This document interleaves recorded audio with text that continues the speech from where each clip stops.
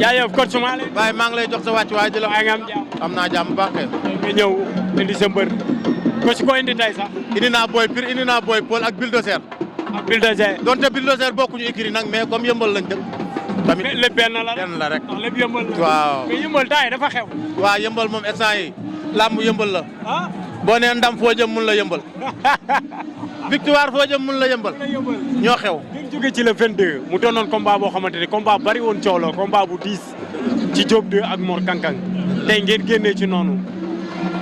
waaw combat bi gis nga ni mu demee waaj nañ ko ni ñu ko war a waajee. waaj nañ ko liggéey nañu ànd ak suñuy mbokk ànd ak waa yëmbal gépp ñu ñëw keroog gis nañ keroog ni mu demee ñu ñëw adversaire bi taxaw bëggul bëre bi tamit di ko lijjanti. adversaire bi moo bëreewul. wallaahi Mor Mor bu bëree woon ñu daan ko ci 1 minute mais Mor moo ñëw taxaw. Mor li mu bëree yëpp nga ne bëreewul. Mor bëre lañ ko xamee Mor daa ñëw taxaw. mais keroog xeex la indi ndax boo gisee takku sax benn gàllaaj ci yaramam. waaw mooy daw bëre bi. Mor bu bëre woon daan ko 1 minute. kon bu Mor bëree woon jëli bi war na mën a gën a gaaw. mooy daan pat gisoo benn action bu Mor def lu dul dóor ak jàpp rasu. mais dafa mel ni àndoo leen ci avertissement 3e avertissement bi Diop jël. waaw avertissement bi mënuñ ci ànd.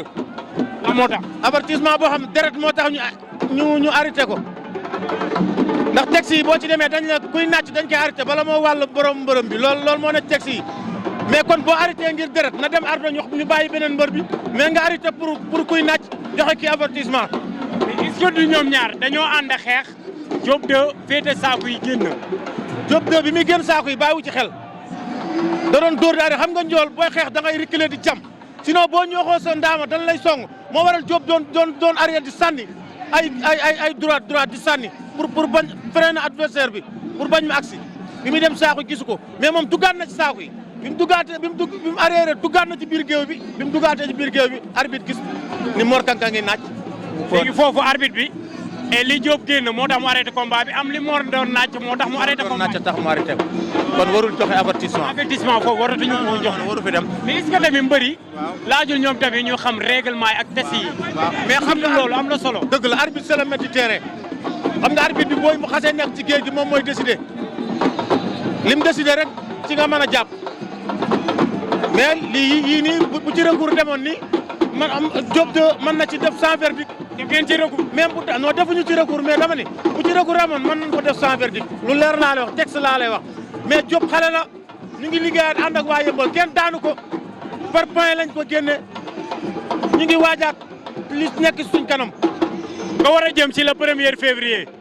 ci sa poulain. muy Thiass ak Fils de Mbaye Gueye.